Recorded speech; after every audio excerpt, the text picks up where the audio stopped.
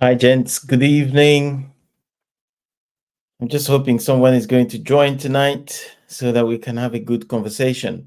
But it's been a good week so far.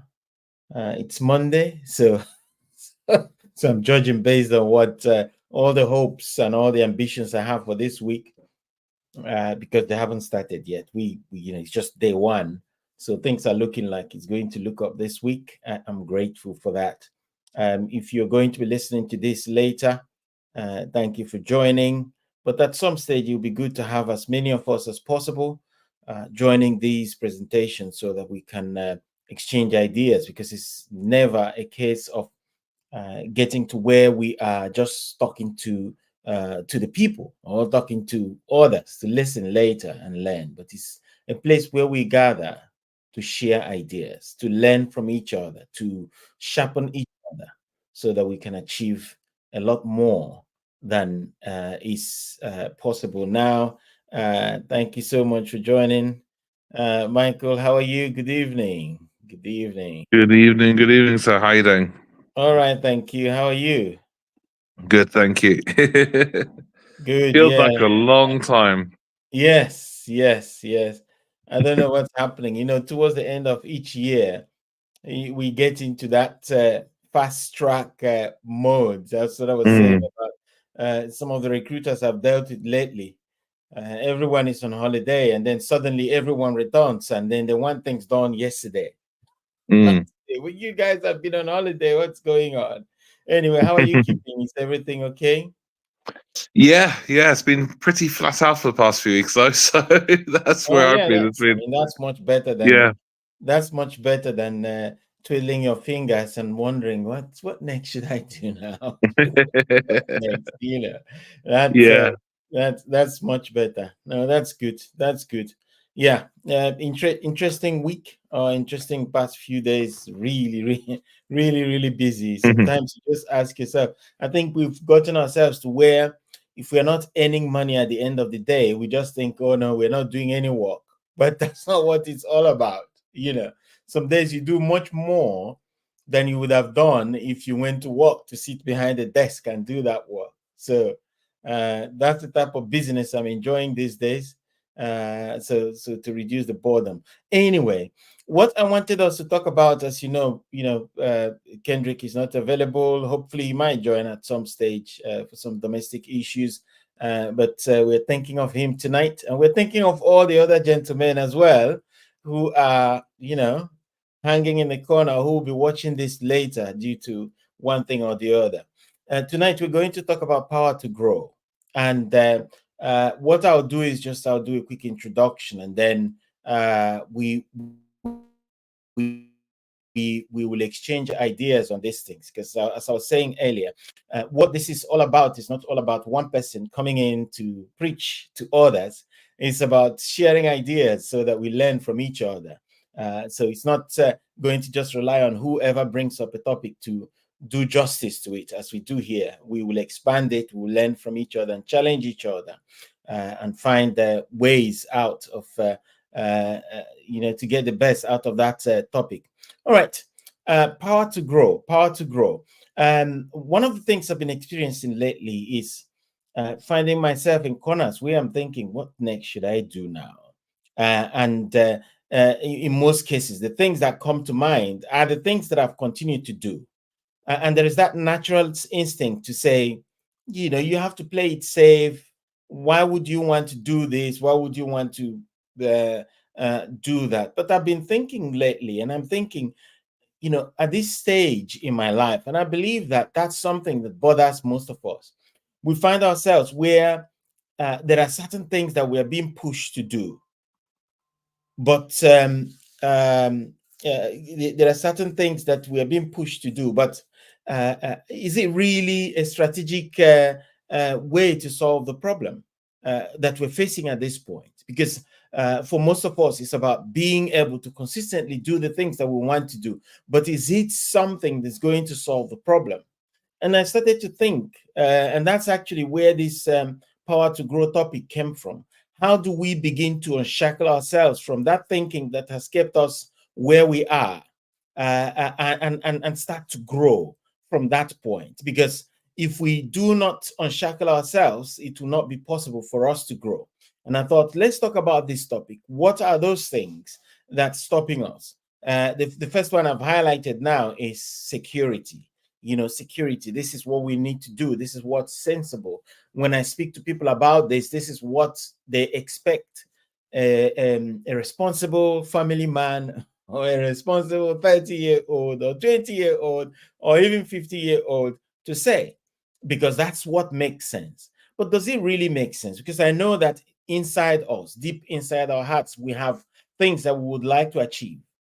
But the only way that we can achieve that is by digging deep inside ourselves and begin to look for triggers that's going to start pushing us in that direction. And then we begin to find solutions from us outside and around us. But if we don't have that trigger that's inside us, that's reminding us that, this is how we should live our lives, what happens is we then align ourselves with whatever it is that's going on outside ourselves.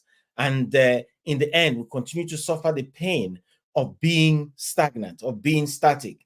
And even if people look at us and think that we're growing, we are not really growing, because inside ourselves, we're not happy with what we are achieving. We're not happy with where we are currently. So, I've talked about that security, but then what you find is that that security is really not there. I was talking to a friend earlier today, and we're talking about the type of work that we do, and we both agreed that based on where things are, we really need to start thinking of other things, because initially it was a case of, I have a permanent job, that person has a contract job, that contract job is always at risk. Therefore, we try to do permanent roles so that we don't lose our jobs easily. But things have quickly changed. We are now in a world and in an economy where redundancies is a very, very, very exciting option for many business managers. That means that suddenly, from being a permanent employee, you can be told that you've just got 3 months, they pay you your 3 month salary, and the next thing you're out. And that brings me to the thoughts that I have been that's been going through my mind to say, these things might make sense. These options that I'm looking at might make sense, but they will only be able to pay my bills. And if I pursue these options, what happens is maybe in the next 6 months, I'll return to where I am.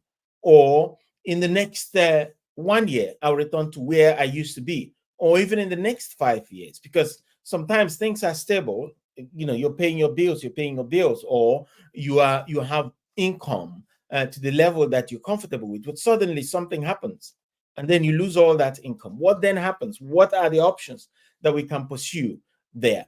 And that's why I believe that looking at security that we think is there, but it is actually not there, is very important. That's why I highlighted that as the first one, because what we enjoy when we look at security in whatever it is that we're doing is a fake security. And the best option will be to pursue opportunities that will allow us to identify things that we can be almost in full control of, be able to make something out of it, and be in control, full control of our destiny. We're no longer going to find ourselves where we possibly are working, doing our best to work for someone, but because they don't recognize what we are doing, they don't recognize our capabilities, the effort that we're putting in there, or even because they are threatened by our abilities, they don't recognize that.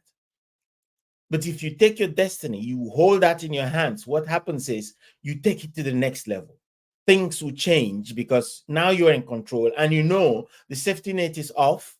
So there is nothing to hold you if you fall. So you're most likely to hold on to things, to hold on to the things that you're doing, to do your best to make sure that you're delivering in the things that that you have set out to do for yourself.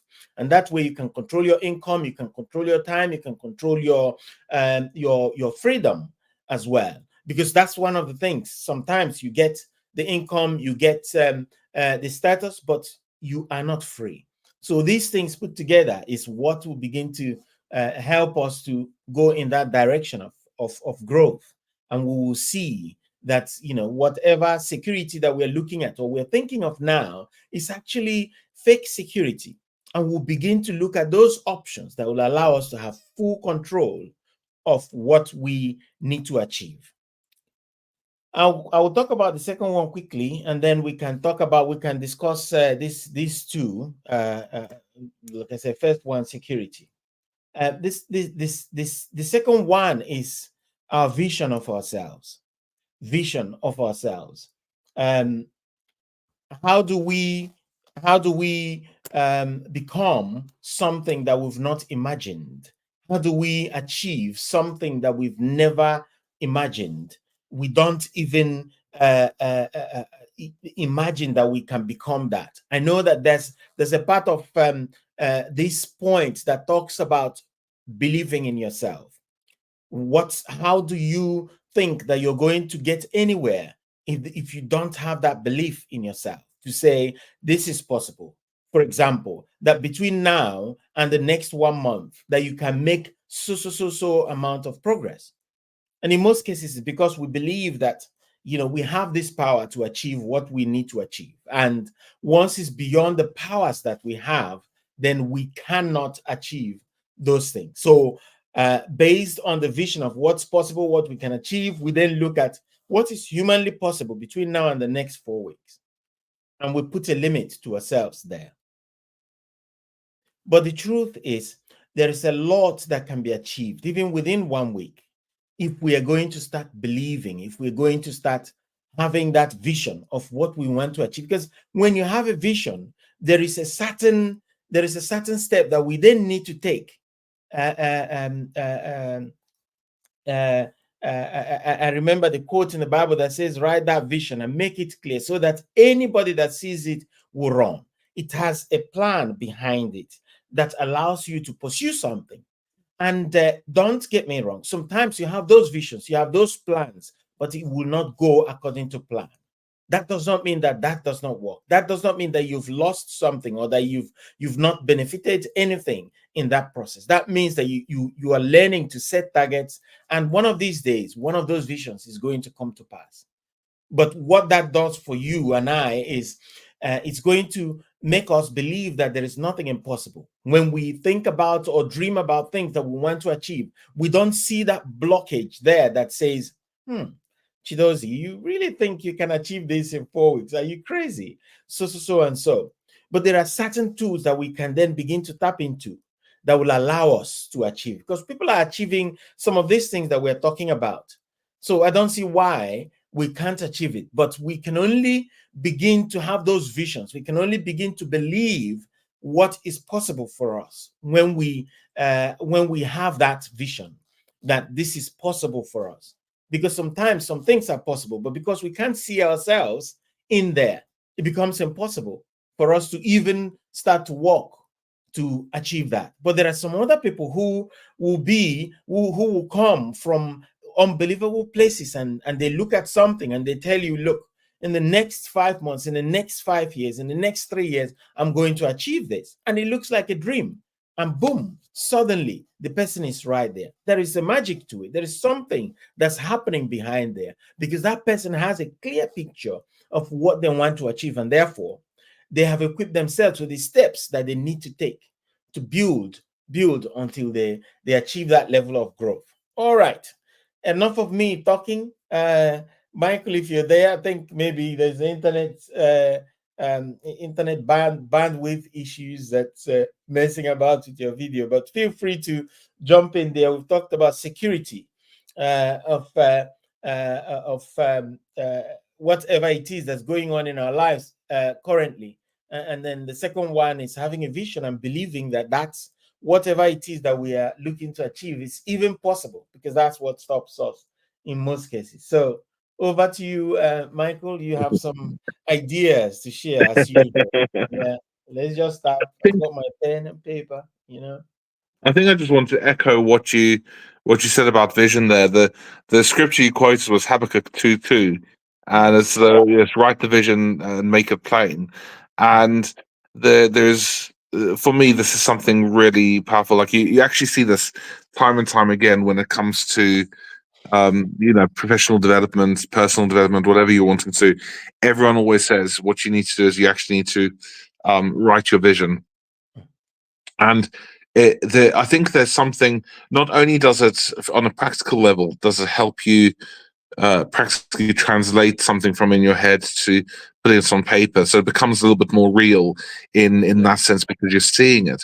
But I think actually spiritually too, there is something about that whole process that actually it's not just that you see it and suddenly you make it more real, but I think there's actually a process, a spiritual process. We can't actually see that process, but there's something about when you take something, you write it down, you put it to paper, and then you can see it in front of your eyes.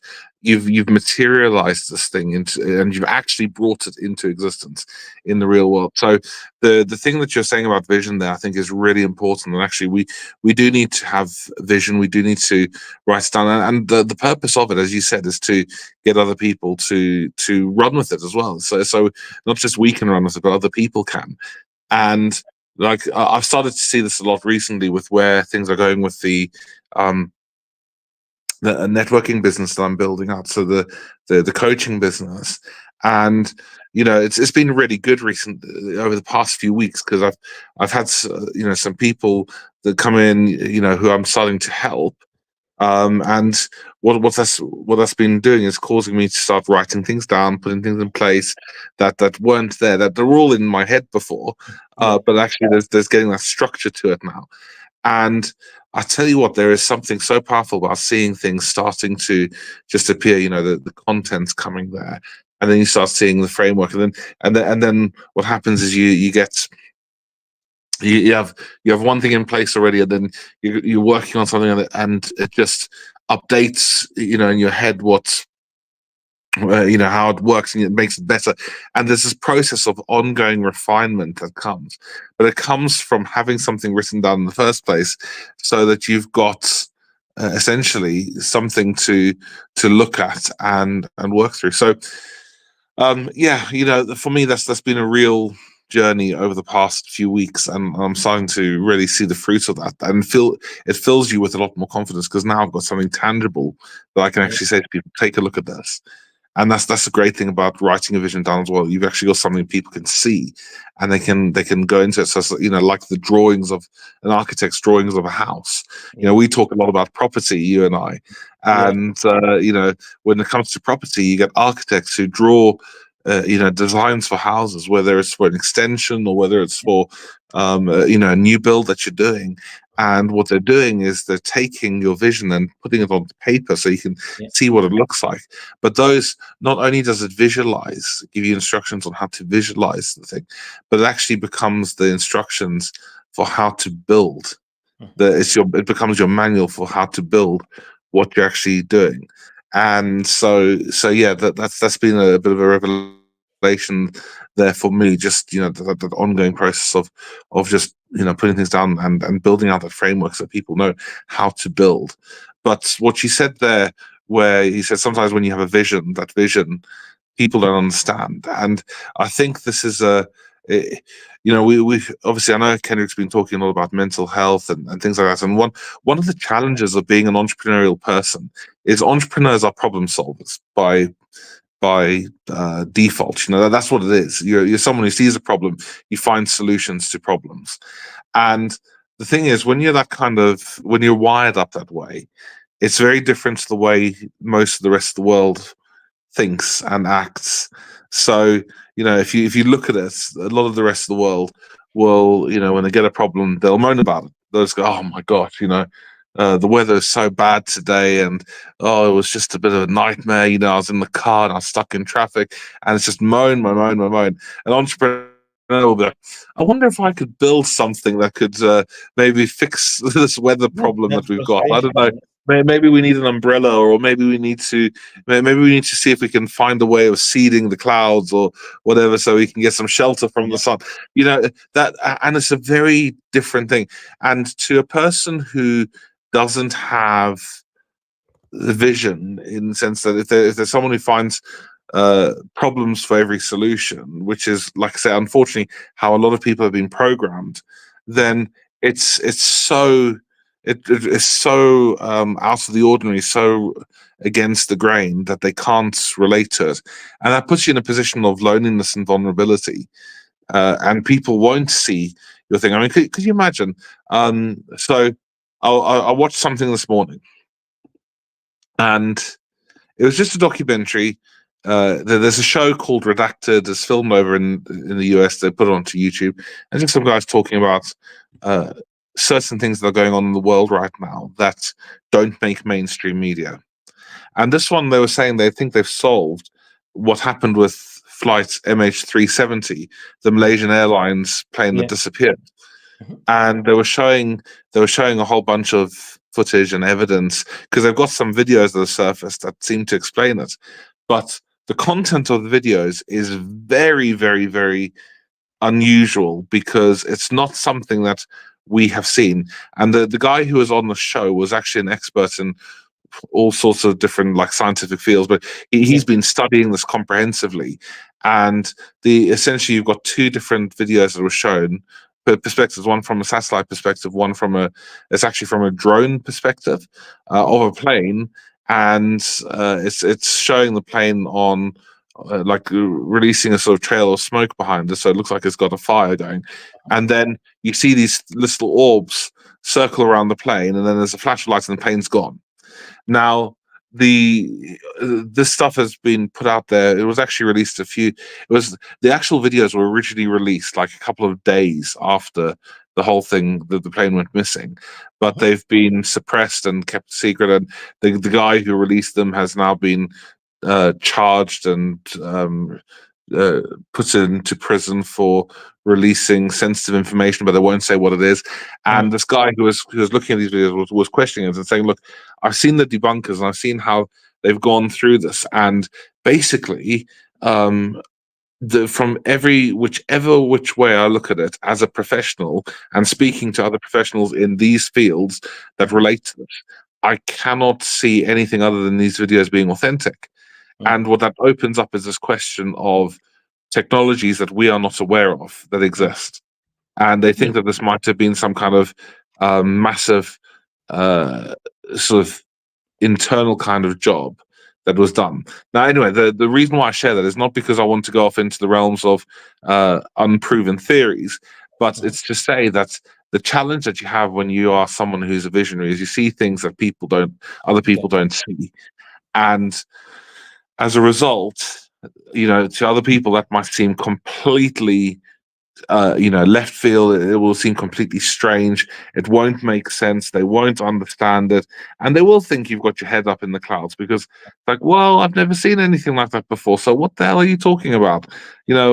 What sort of idea you've got? This, you can't.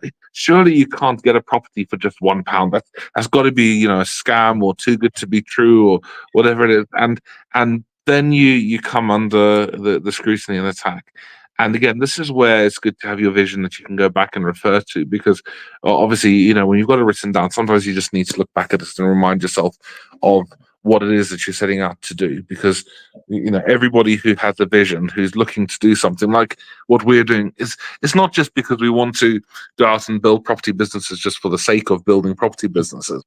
We actually want to do amazing things for our families. Mhm. We've got other goals. Might be to impact our communities, nations, even. Who knows?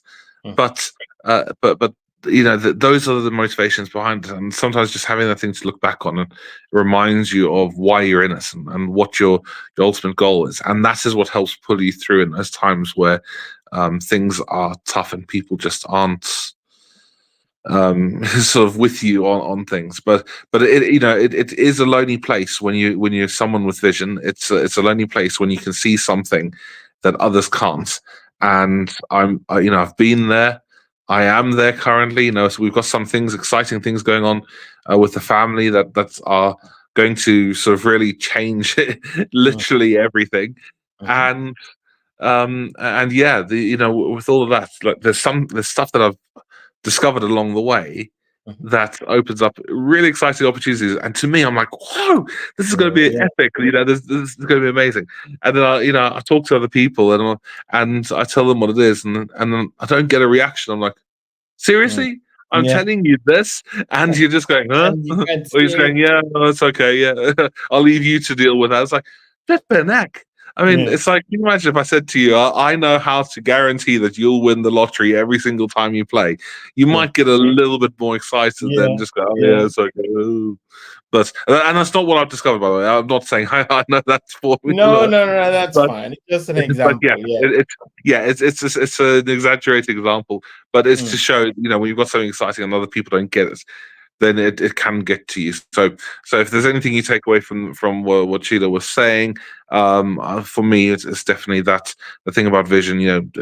Get yourself vision, write it down, make it plain, hold it close to your heart, but don't don't grip at it and don't hold it tight like you won't let go. The ultimate way that I find, and this again comes from faith, but you've got to surrender things, and you've got to get to the point where it's like, if it happens, great. If it doesn't happen, great. But yeah. I'm going to protect it. I'm going to guard it. And that way you save yourself from any disappointments, because sometimes you only hear in part and you only see in part, and Yeah. so you discover things along the way. But if you have that and you say, right, I've got this, and this is going to be what gets me out of bed, that will keep you moving forward, and that will help you overcome the challenges that come your way. And that includes any sort of mental health ones as well, like when you feel lonely and isolated, which we all do. So Mhm. yeah, I hope that helps. No, thank you so much, Michael. Really, really helpful. It's interesting how these conversations go, and then you start hearing other things that that you didn't think of initially. The principal one is the fact that not everybody will understand it. Not everybody will understand it. Whatever vision that you have, whatever vision that I have, but what matters is that confidence that I know what I've seen, I know what I can see, and I believe in what I can see. And when you find yourself in situations where people don't understand, don't blame them, because that vision is owned by you. And until you achieve it, it's not going to make sense to anybody in most cases. And that's what the trap there is, because sometimes because nobody really understands what you're pursuing, what happens is Mhm. you don't get the encouragement, and people look at you weird. What's Michael talking about? Is he I'm really concerned. you know those sort of things. But if we're aware that this is how these things around vision is, then it's very easy for us to scale past that. It's very easy for us to understand that vision is what you have seen personally.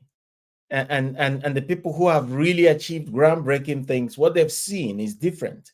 And at that stage, nobody understood it until right now. We don't do telegrams anymore.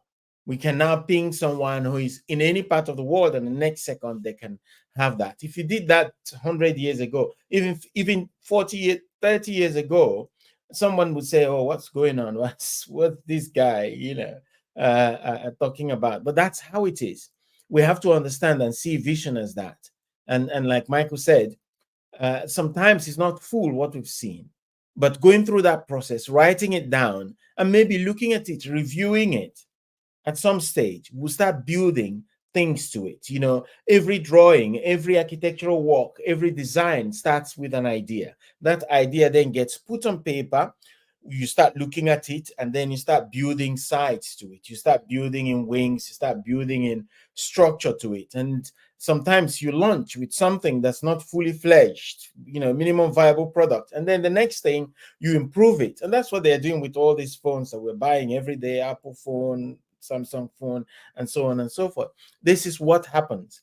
And we cannot stop ourselves because we want to produce something that's a complete product. And then we say, this is going to really look majestic before we let it out. So on that note, I think we've hit the 30 minutes mark. We've actually passed it. We will end the stream. I hope that this has been helpful to us. By all means, leave a comment if you have any ideas, or if something came to mind as you were listening to this, so that we can all learn, because that's what's important. We're now going to go into the phase where we talk about what's been going on, what our plans are. We set a target of 100 grand before December.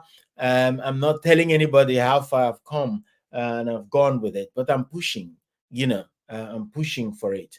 I'm using the eyes, my vision eyes, to see that that's still possible. So you understand what I mean. So you feel free to join us, and let's push towards this ambitious goal. And who knows, maybe next year we will take it to another level. But it's very important that we gather, we share ideas, and then we learn from each other so that we can begin to grow. Next week, we're going to continue with the rest of this of the points on the topic of power to grow.